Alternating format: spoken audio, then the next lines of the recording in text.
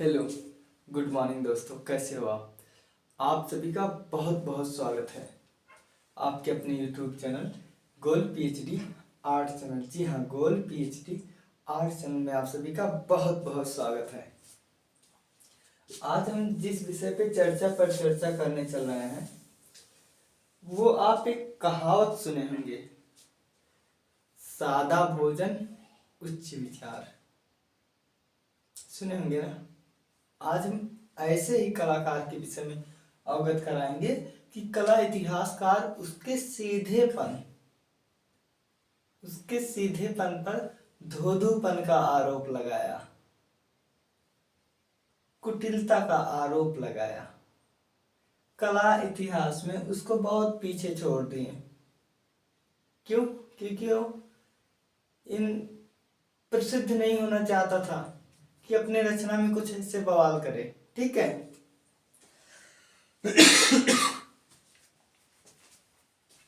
सही दोस्तों, सर ठीक नहीं है। ठीक है, देखिए वो ऐसा कुछ नहीं चाहता था। चलिए हम ज्यादा विशेष चर्चा जो है उसके नाम से ही बताकर करते हैं। ठीक है, देखिए आज हम चर्चा करेंगे जतिन दास। आप एक नाम सुने होंगे,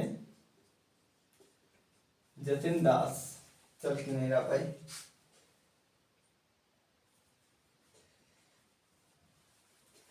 आप एक नाम सुने होंगे,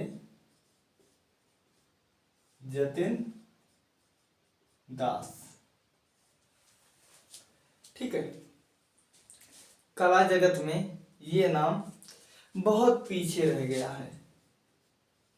ठीक है, क्या हुआ कि ये नाम जो है कला जगत में बहुत पीछे रह गया है। तो चलिए हम इन्हीं के विषय में चर्चा कर रहे हैं। देखिए ये जो जतिन दास जी हैं, ये समकालीन, समसामयिक, आधुनिक कह सकते हो कलाकारों में से एक वो व्यक्ति हैं जो परिश्रम की प्रकाष्ठा है। ये जतिन दास जी जो हैं ये परिश्रम की प्रकाष्ठा है।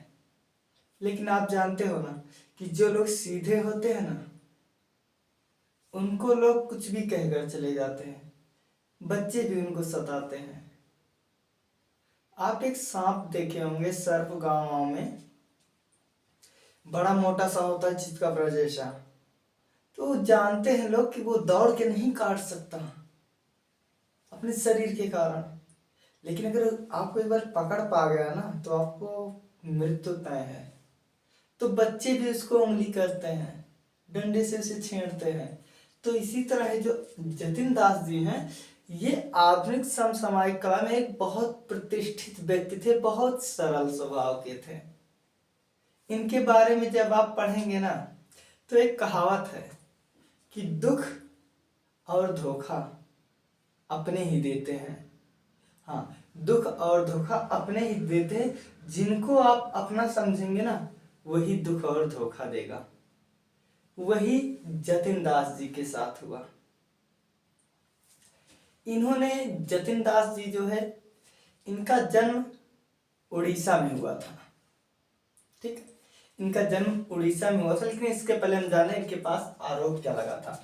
जतिन दास के ऊपर इन्होंने एक रचना बनाई थी। ठीक है, इन्होंने एक रचना बनाई थी, एक अपनी कृति इन्होंने तैयार किया था जिसका नाम था वुमेन ऑफ क्ले। क्या? Women of clay. हम यहीं से शुरू करते हैं इनकी जीवन के बारे में। जतिन दास, ठीक है, इन्होंने बनाया द वुमेन ऑफ क्ले। ठीक है, इन्होंने बनाया द वुमेन ऑफ क्ले। ये कहां प्रदर्शित हुआ? तो आप नाम सुनेंगे आईफेक्स। क्या? आईफेक्स। तो देखिए जतिन दास जी की रचना है द वुमेन ऑफ क्ले। ये कहाँ है? ये है आई फैक्स। ठीक है, कहाँ? नई दिल्ली। नई दिल्ली में प्रदर्शित हुई।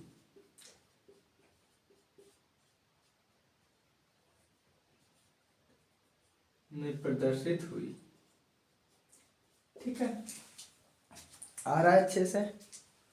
हाँ, आ रहा है। यही मेन कारण था। क्या? यही मेन कारण था। इन्होंने जब ये प्रदर्शनी लगाई, क्या, द वुमेन ऑफ क्ले, तो कला समीक्षक और इनके खुद के जो मित्र थे, खास तौर पे महिला मित्र, कहीं कहीं पुरुष हो या महिला, ऐसे काम कर जाते हैं ना कि उनके ऊपर लांछन जैसा लग जाता है। विरोध लड़के करते हैं तो वो दब जाता है, लेकिन अगर लड़कियां करती हैं तो वो खुल जाता है, किसी भी क्षेत्र में हो। तो ऐसे ही हुआ। इनका, जतिन दास जी के इसका विरोध पुरुष वर्ग तो कर रहे थे, साथ ही साथ इनकी जो खुद के दोस्त थे, महिला दोस्त थे, वो कर रही थी, और कला समीक्षक इनको बहुत पीछे छोड़ दिए। इस चित्र के एवज में, ठीक है, जब ये चित्र बनाए तो इनके ऊपर परिपक्वता, ठीक है, इनके ऊपर परिपक्वता का इल्जाम लगने लगा, भौथासापन का इल्जाम लगा। किसका? भौथरापन, ठीक है, भौथरापन,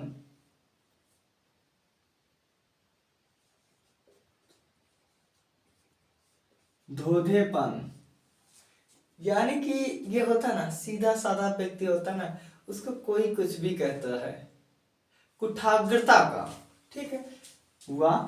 और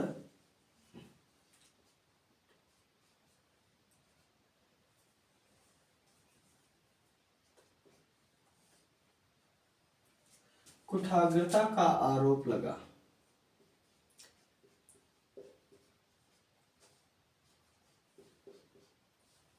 ठीक है, इसका आरोप लगा किसके द्वारा? समीक्षक प्लस महिला मित्र द्वारा। ठीक है, कला समीक्षक और साथ ही इनके महिला मित्र ने इनके ऊपर जो है कला विवाद में, इस पेंटिंग के ऊपर जो है, आप नेट पे देखिए, सब कुछ भी नहीं है इनका। एम.एफ. हुसैन की तरह व अन्य कलाकारों की तरह ऐसा भी मत नहीं था, ऐसा इनका बिल्कुल मत नहीं था कि कोई कृत अपनी कोई कविता, ये ग्राफिक कलाकार भी हैं, इसलिए मैं बता दूं जानकारी के लिए, भी आगे बताएंगे कि ये अपने ग्राफ में, अपने म्यूरल में, अपने चित्र में ये ऐसा कुछ भी नहीं बनाते थे, दर्शाते थे कि जिससे विवाद खड़ा हो। हाँ, इनका ये भी मकसद नहीं था कि मैं ऐसा कुछ बनाऊं कि जिससे मैं लोगों की नजर में आ जाऊं, जैसे एम.एफ. हुसैन जो है नंगी तस्वीर देवी देवताओं को बनाए, क्यों? प्रसिद्ध होने के लिए। ऐसे आपको हजारों सैकड़ों जो है उदाहरण मिल जाएंगे। अभी आप यूट्यूब, इंस्टाग्राम अगर खोल लो तो उस पे अंग प्रदर्शन करती हुई, कहना पड़ता है कभी कभी, अंग प्रदर्शन करते हुए कुछ पुरुष और कुछ महिला वर्ग। महिला वर्ग आपको बहुत ज्यादा मिलेंगी, कहीं ना कहीं समाज का भार भी उनके ऊपर रहता है, देखो तो और अश्लीलता का भी आरोप इनके ऊपर लगता है, लगना चाहिए, और ऐसा देखा जाता है, तब लगता है कोई बड़ी बात नहीं, और बाकी दोनों, स्त्री पुरुष दोनों का हाथ बराबर रहता है। ठीक है, लेकिन जतिन दास जी ऐसा कुछ भी नहीं किए थे, इनकी रचना में कुछ नहीं, ये जिस विधा पर थे उसी विधा को आगे बढ़ाए, ये अपना विधा परिवर्तन करना भी इनको पसंद नहीं था। जिस शब्दों से एक एक शब्द बोला जा रहा है ना, ये आपको किताबों में आराम से मिल जाएंगे, इसलिए हम सब कुछ लिखा नहीं सकते इसमें, इतने स्थान में, इतने धरातल में हम सब कुछ नहीं लिखा सकते, लेकिन हम बता सकते हैं अपने वाणी के माध्यम से, अनुभव के माध्यम से, जो पढ़ा हूं उसके माध्यम से। तो ये ना तो फेमस होना चाहते थे और ये ऐसा भी नहीं चाहते थे कि मैं आज, मान लो जैसे कुछ कलाकार थे, जैसे हम लोग पढ़े थे कि ये घर, जैसे मान लो ये घनवाद में कर रहे हैं, प्रभाववाद में करने लगे, संश्लेषणात्मक करने लगे, अन्यवादों में जाने लगे, ये सब कुछ भी नहीं। ये जिस लकीर पर सीखे थे उसी लकीर पर ये आगे बढ़े, ना कि ये दूसरा कोई लकीर बनाए थे। ठीक है, तो इनके इतने, और हाँ, कला इतिहासकार जो है, ये तो आरोप था ही, इनका जो वर्णन किए हैं इतिहास में, इनको झक्की व गुस्सैल कलाकार के रूप में ये किए हैं। ठीक है, ये एक ही विधा पर काम किए और उसी विधा में आगे गए। ये बहुत साधारण जीवन जीते थे। और मैं बता दूं कि ये नंदिता दास हैं, जो अभिनेत्री हैं।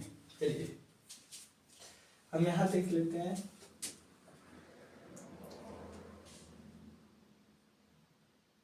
अभिनेत्री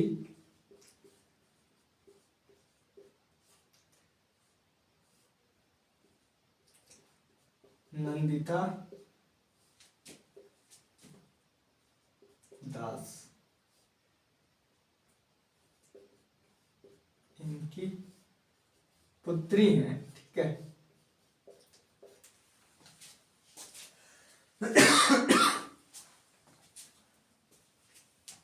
सॉरी, देखिए ये जो जतिन दास है, इनकी पुत्री है नंदिता दास, जो फिल्म लाइन में, फिल्म जगत में जो है बहुत यश कीर्ति नाम कमा रही हैं और अपने कला के माध्यम से फिल्म इंडस्ट्री में एक पहचान बनाई गई है।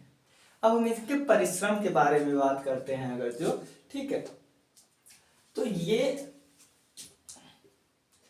इन्होंने, देखिए क्या हुआ था, तो जन्म से शुरू करते हैं एक तरफ से।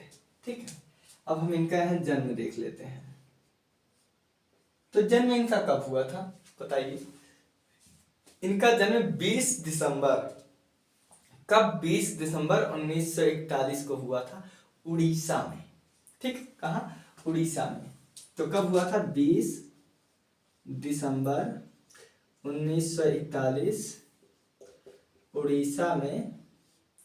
ठीक है, उड़ीसा में तो हुआ था, लेकिन उड़ीसा में कोई गांव होगा, जैसे अभी कोई बता दे भारत में या उत्तर प्रदेश में जन्म हुआ। अरे भाई, उत्तर प्रदेश में कोई गांव वहां होगा, तो वो बारीपदा नाम है। ठीक है, बारीपदा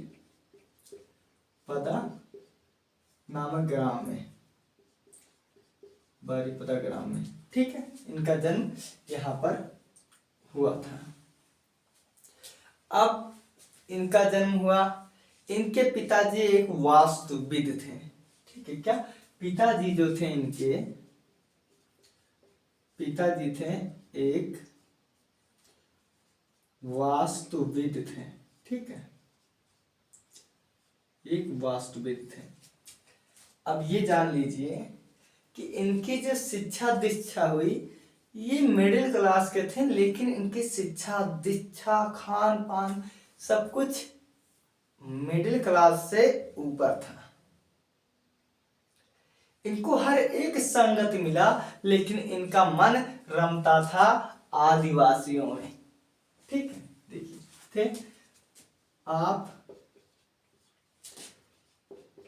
आपकी शिक्षा व रहन सहन, ठीक है, रहन सहन, खान पान, सब उच्च कोटि का था। ठीक है, सब उच्च कोटि का था, लेकिन आपका मन, ठीक है, लेकिन आपका मन आदिवासियों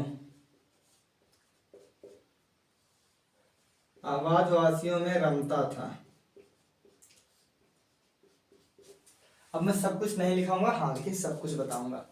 देखिए, इनके पिताजी एक वास्तुविद थे, आज के समय में आप मिस्त्री की तरह ले लो। ठीक है, यानी कि एक मिस्त्री थे, अच्छा खासा जो है पैसे वैसे थे, आय ठीक ठाक थी, तो खान पान रहन सहन सब कुछ अच्छा था। लेकिन इनका जो प्रेम था वो आदिवासियों में था। आदिवासियों में जब कोई फंक्शन होता था, जब वो खाना पीना खा के डुगडुगी बजाते थे, बच्चे खेलते थे, तो ये अपना माहौल छोड़ के वहां चले जाते थे देखने। बहुत चंचल प्रवृत्ति के थे हमारे जतिन दास जी। तो ये वहां से वहां छोड़कर चले जाते थे आदिवासियों में।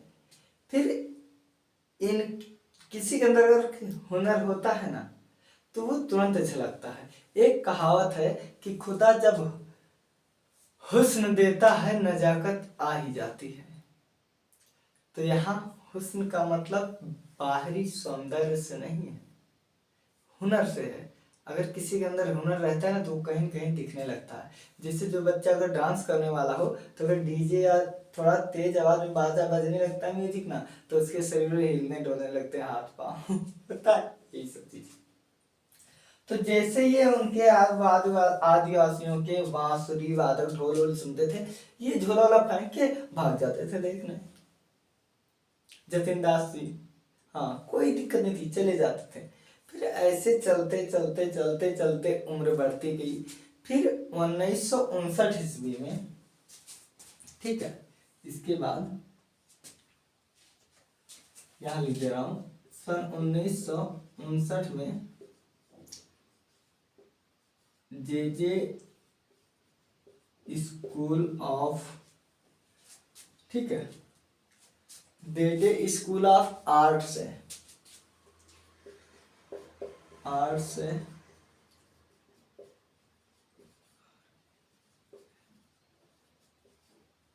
आर्किटेक्चर की पढ़ाई हेतु दाखिला लिया, ठीक है, दाखिला लिया या प्रवेश लिए। लेकिन ये यहाँ 8 महीना बाद इसे छोड़कर, ठीक है, लेकिन 8 माह बाद छोड़कर चित्रकला में पढ़ाई की। ये क्या हुआ कि आर्किटेक्चर से जो है पढ़ रहे थे, लेकिन 8 ही महीने में इनका मन नहीं लगा। ये छोड़ के अपना विषय जो है पूरा पूरा सब कुछ परिवर्तित करा लिए कि भैया मैं आर्किटेक्चर नहीं, मैं चित्रकार बनूंगा, हाँ, और मैं इस विषय में जो है काम करूंगा। ऐसा कौन कहा? ऐसा बोले थे हमारे राम किंग, वो जतिन दास जी। अब देखिए इनकी बहुत इंटरेस्टेड कहानी है, हाँ इनकी बहुत इंटरेस्टेड कहानी है, इसलिए हम भी बताते चले आराम से, आप भी आराम से सुनो कहानी की तरह। इनकी बहन, ठीक है, इनकी बहन थी, वो शांति निकेतन में पढ़ती थी। देखिए आपकी बहन शांति निकेतन में पढ़ती थी। उससे मिलने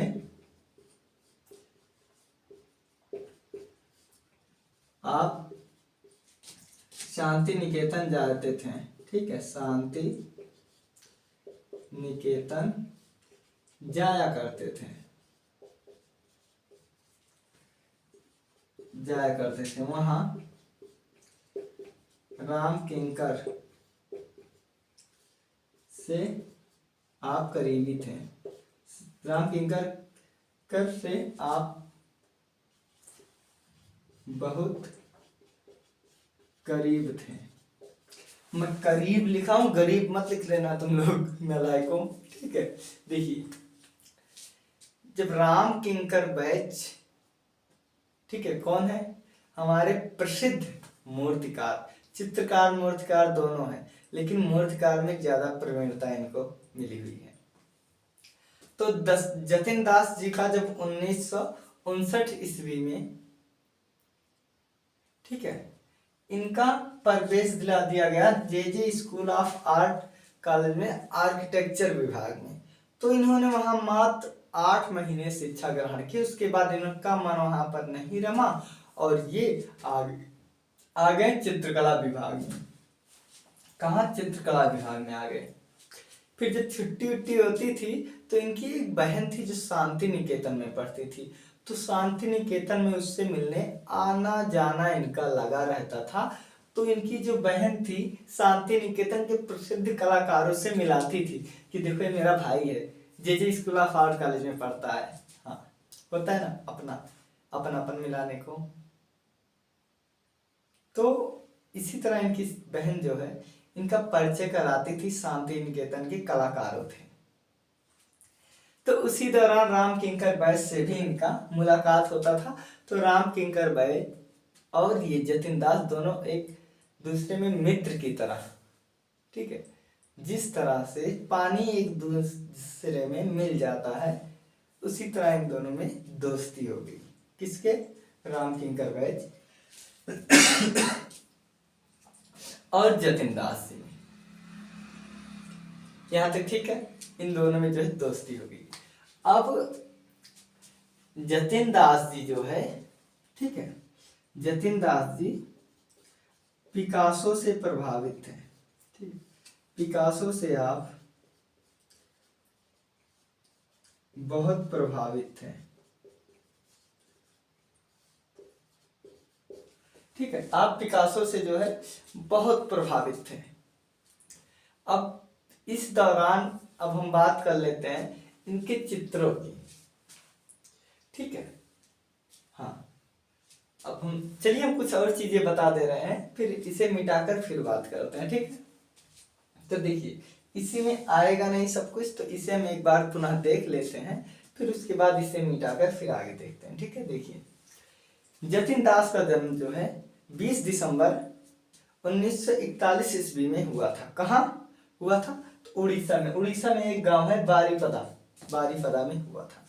इसके पहले हमने देखा कि जतिन दास जी ने जब वुमेन ऑफ करे एक रचना बनाई थी जो आईफेक्स नई दिल्ली में रखी हुई थी।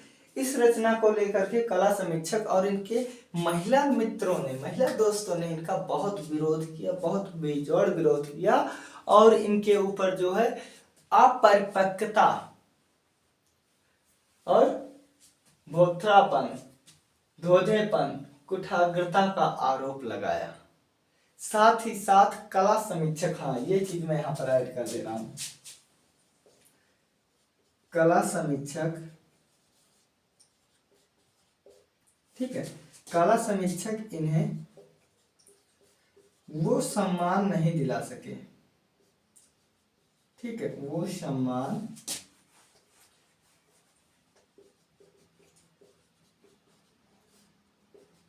नहीं दिला सके जिसका इन्हें हक था। ठीक है, जिसका हक था। और ये कला समीक्षक वो सम्मान नहीं दिला पाए जिसका इन्हें हक था, बल्कि इनको एक गुस्सैल और झक्कीपन कलाकार सिद्ध किया। कला समीक्षक इनको गुस्सैल प्लस झक्कीपन या झक्की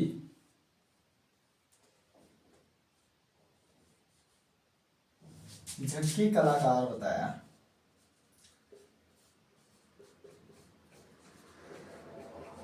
ठीक है, इसके बाद जब ये जे स्कूल ऑफ आर्ट कॉलेज में पढ़ रहे थे ना, तो यहीं इन्होंने एक कसम खाई। क्या कसम ली? इन्होंने एक कसम लिया कि मैं प्रत्येक दिन 300 रेखा चित्र बनाऊंगा। इतना बेजोड़ शपथ कौन लेता भाई? इन्होंने शपथ लिया कि मैं एक दिन में 300 रेखा चित्र बनाऊंगा। ये मामा चाचा के मान लो किसी का न्योता भी खाने जाते थे ना, तो लोगों की भीड़ भाड़ देखकर ऐसे लोग ही ऐसे बैठा बैठा के पोर्ट्रेट बनाते थे। इतने मेहनती थे हमारे जतिन दास जी। लेकिन कभी कभी अपशब्द निकलता है कुछ कलाकारों के, कला समीक्षकों के लिए। लेकिन भाई कला समीक्षक है, अगर कुछ आरोप लगा होगा तो ये भी अपनी जगह ठीक होंगे। बाकी हमारे जतिन दास जी बहुत ठीक है। तो देखिए, इनका जन्म 20 दिसंबर 1941 ईस्वी को उड़ीसा के बारीपदा गांव में हुआ था। इनके पिताजी एक वास्तुविद थे। इनका रहन सहन खान पान बहुत ही अच्छे ढंग से हुआ था, लेकिन इनका जो मन था वो आदिवासियों में रमता था। कहाँ? आदिवासियों में रमता था। आदिवासी जब ढोल मजीरा इस तब बजाते थे तो ये पढ़ाई लिखाई छोड़कर उन्हीं पीछे भाग जाते थे। बिल्कुल जैसे हम लोग अभी बचपन में जब कोई डमरू उमरू बजाता था तो हम लोग घर और छोड़ के भाग जाते थे, वैसे ही इनकी एक पुत्री है, बिटिया रानी है, जो अभिनेत्री है, जिसका नाम है नंदिता दास। इनकी पुत्री है, क्या है? इनकी पुत्री रानी है। इसके बाद 1959 ईस्वी में इन्होंने जे स्कूल ऑफ आर्ट कॉलेज में आर्किटेक्चर विभाग से पढ़ाई करना शुरू किए। लेकिन मात्र 8 महीने में इनका मन वहां से टूट गया, उब गया पढ़कर। उसके बाद ये चित्रकला विभाग में इन्होंने प्रवेश ले लिया। कौन? जतिन दास जी। इनकी एक बहन थी जो शांति निकेतन में पढ़ती थी। तो जब छुट्टी उट्टी होता था तो मुंबई शांति निकेतन फिर आना जाना लगा रहता था। प्यार ही होता है भाई बहन का ऐसा, जैसे हमारे मामा वामा आते हैं ऐसे ही समझो, ठीक है। तो ये शांति निकेतन पढ़ती थी तो उससे मिलने आया जाया करते थे। तो उनकी बहन जो है इनका परिचय कराती थी कि ये हमारे भैया हैं, ये भी कला से पढ़ते हैं, जे स्कूल ऑफ आर्ट मुंबई में पढ़ रहे हैं। तो ऐसे परिचय कराती थी। तो परिचय कराते कराते इनकी मुलाकात राम किंकर बैच से होती है। और राम किंकर बैच में और जतिन दास में एक बहुत अच्छा स्तंभ, एक बहुत अच्छा संबंध उस स्तंभ की तरह हो गया था जो कभी नहीं टूटा जा सकता है, तोड़ा जा सकता है, ठीक है। अब आगे देखो, ये पिकासो से बहुत प्रभावित थे। किससे? पिकासो से। कुछ कला समीक्षक हैं वो सम्मान नहीं दिला पाए जो इसके ये हकदार थे। इनके ऊपर बचपन से ही जो है पता नहीं कैसे कैसे इल्जाम लगता, फर्जी इल्जाम लगते थे। इसलिए क्योंकि बहुत सीधे थे। आप अपने गांव में देख लो, जो जितना सीधा होता है उसको लोग उतना ही छेड़ते हैं। तो कला समीक्षक इन्हें वो हक नहीं दिला सके जिसकी इन्हें हक था, बल्कि इनको गुस्सैल और झक्की कलाकार के रूप में प्रसिद्ध किया, या ऐसा उन्होंने वर्णन किया। अब चलिए हम देख लेते हैं इनकी रचना के बारे में, ठीक है। जतिन दास जी की कुछ रचना के बारे में देख लेते हैं। बाकी आशा है कि आपको दोबारा पढ़ने की जरूरत नहीं होगी। हाँ, आपको डेट और यही याद करने की जरूरत होगी, बाकी इनके बारे में कहानी तो दोबारा पढ़ने की जरूरत नहीं है। चलिए हम चित्र देख लेते हैं, ठीक है। चित्र तो पहला तो यही आप लिख लो, वुमेन ऑफ क्ले।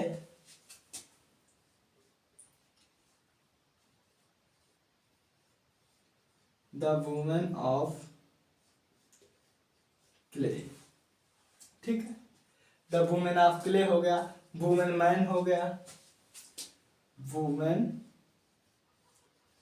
मैन, और प्रे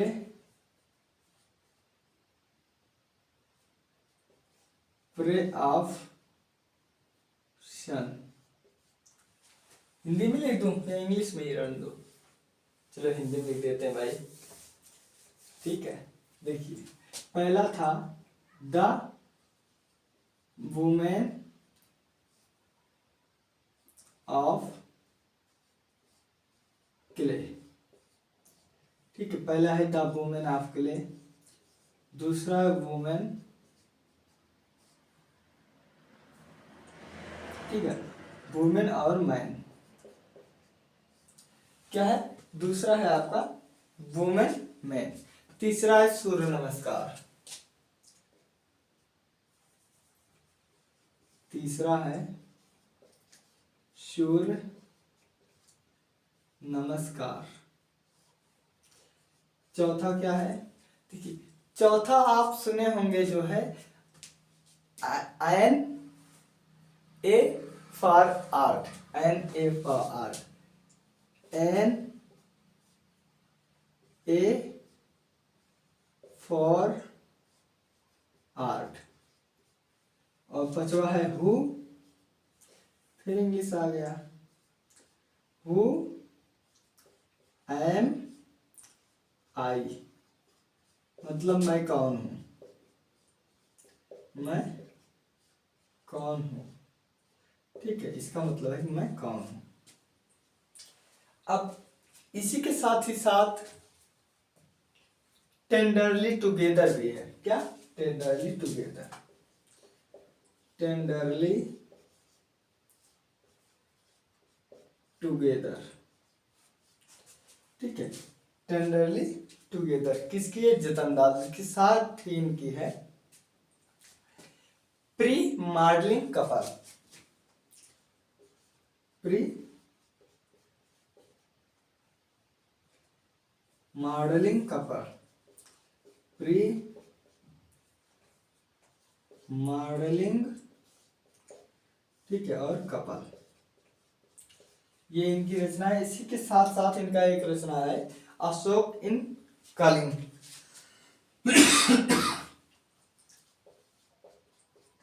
अशोक इन कलिंग, इसमें विध्वंस के बाद अशोक का मानव प्रेम। इसमें क्या हुआ था ना कि अशोक जब राजा बन गए थे तो उन्होंने एक युद्ध लड़ा। तो युद्ध तो कोई देख, सिंपल सी बात है कि लड़ाई कोई जोश जोश में कर लेते, उसके बाद क्या परिणाम होता है उसका बहुत फर्क पड़ता है। तो ये युद्ध नहीं चाहते थे हारा, लेकिन जो दुश्मन थे वो बिना युद्ध के माने नहीं, तो ये युद्ध किए। लेकिन उसके बाद जो नरसंहार होता है युद्ध के बाद, इधर के सेना मारते हैं, उधर के सेना मारते हैं, उधर औरतें विधवा होती हैं, इधर विधवा होती हैं, बच्चे यतीम होते हैं, पूरा जो धरातल रहता है वो एकदम बहुत भयानकता पर पूर्ण हो जाता है। उसी से अशोक का हृदय जो है युद्ध से इस तरह रूठा, इस तरह दूर हुआ कि ये बौद्ध की शरण ले लिए, ये बौद्ध धर्म के ओर अग्रसर हो गए। ये हो गया। अब ये चलो मैं भी बता दूं, आप या जतिन दास एक दिन में 300 रेखा चित्र, ठीक है, एक दिन में 300 रेखा चित्र बनाते हैं। थे नहीं, बनाते हैं, अभी भी जिंदा है। ठीक है, तुम लोग बहुत मारेंगे। ठीक है, जतिन दास जी एक दिन में 300 रेखा चित्र बनाते थे। ठीक है, जैसे नौकर,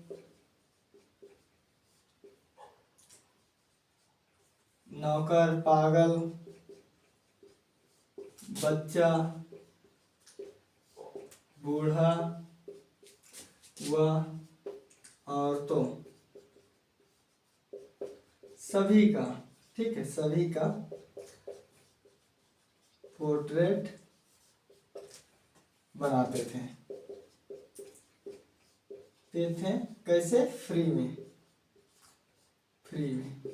ठीक है, ये फ्री में ही बनाते थे। ऐसे कोई देखो जो 300 रेखा चित्र में प्रैक्टिस था, ऐसे ऐसे बना के दे दिए, बना के ऐसे ऐसे दे दिए, क्या फर्क पड़ता है। अब इनके रंग देख लीजिए, रंग में लाल, पीला, हरा व धूसर प्रमुख है। आप इनके चित्रों में ये रंगों की आप विशेषता प्रमुख पाएंगे। अब साथ ही 2000 में एक म्यूरल बनाए थे मोहनजोदड़ो से महात्मा गांधी तक, इंपॉर्टेंट कर लेना, ठीक है। म्यूरल बनाए थे 2000 में,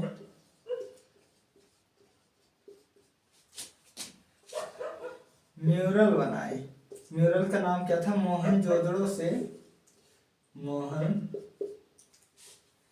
ठीक है, मोहन जोदड़ो से महात्मा गांधी तक, महात्मा गांधी तक, ठीक है, मोहनजोदड़ो से महात्मा गांधी तक ये चित्र बनाए थे। और जो ये चित्र है ना, ये 7 गुणे 68, देखिए ये जो चित्र है ये आपका 7 गुणे 68 माप में है, 68 की ये माप में है। ये भारत का सबसे बड़ा म्यूरल है, भारत का सबसे बड़ा ऐतिहासिक म्यूरल है, ठीक है, ये भारत का जो है सबसे बड़ा ऐतिहासिक म्यूरल है। साथ ही ये जो है ग्राफिक कला में भी प्रवीणता रखते थे, क्या, साथ ही ये ग्राफिक में कविताएं, क्या, कविताएं व पंखों की श्रृंखला बनाई, की श्रृंखला बनाई। ये रहा हमारे जतिन दास जी के बारे में, किसके, जतिन दास जी के बारे में। अब यही लगे हाथ, आप ये देख लो, इनको सम्मान भी बहुत मिला। 1997 इन्होंने जेडी सेंटर ऑफ आर्ट, हाँ देखिए 1997 में जेडी सेंटर ऑफ आर्ट संस्था खोले, संस्था की स्थापना की, ठीक है, संस्था की इन्होंने स्थापना की थी। सारा का सारा बॉडी भर गया। अब मैं कुछ चीजें कैसे बताऊं, तो देखिए 2007 में इनको, कब, 2007 में इनको क्या हुआ था, तो इनको, हाँ, उड़ीसा कॉलेज से जो है, उड़ीसा विश्वविद्यालय से डीलिट की उपाधि, ठीक है, इनको डीलिट की उपाधि मिली थी।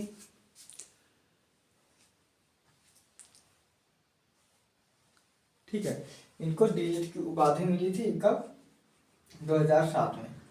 और साथ ही इनको अब और क्या हुआ था, इनको धर्म पक्ष का अवार्ड 2018 में, 11 में, 13 में धर्म पद की उपाधि मिली थी, मिली। बस यही है हमारे जतिन दास जी के। इसके विषय में के पहले हमने बहुत कुछ पढ़ा था कि इनका जन्म जो है कहाँ हुआ था, 20 दिसंबर 1941 में हुआ था, कहाँ, उड़ीसा में। इनके पिताजी एक वास्तुकार थे और ये जो है इनका उच्च कोटि का सब रहन सहन खान पीन था, लेकिन इनका आदिवासियों से प्रेम था। इनकी एक बहन थी जो शांति निकेतन में पढ़ती थी। 1959 में इनका एडमिशन कराया गया जे स्कूल ऑफ आर्ट कॉलेज में, आर्किटेक्चर विभाग में। वहां इनका मन वहां पर बिल्कुल नहीं रमा और ये उसे छोड़कर कला विभाग में जो है प्रवेश ले लिए। ये सब पढ़े थे हम। इसके साथ इनका जो प्रभाव था वो प्रभाव जो है पिकासो का था। और आगे देखिए इनकी द वुमेन ऑफ क्ले रचना है, वुमेन मैन है, सूर्य नमस्कार है, N A for art, who am I, मतलब मैं कौन हूँ, टेररली टुगेदर, प्रिमांडलिंग कपल, अशोक इन कलिंग, जो विध्वंस के बाद अशोक ने जो लोगों के संघार देखे थे उसके बाद उनका आंख खुल गया और वो इन सबसे बहुत दूर रहने लगे। जतिन दास जी एक दिन में 300 रेखा चित्र बनाते हैं, आज भी हैं।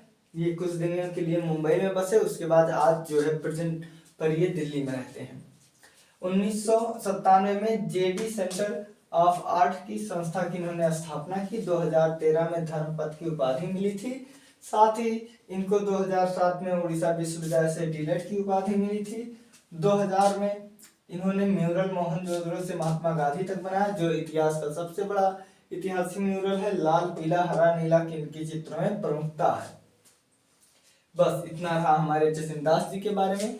अब हम मिलते हैं अगले वीडियो में। टेक केयर, आप लोग अपना ख्याल रखिएगा दोस्तों।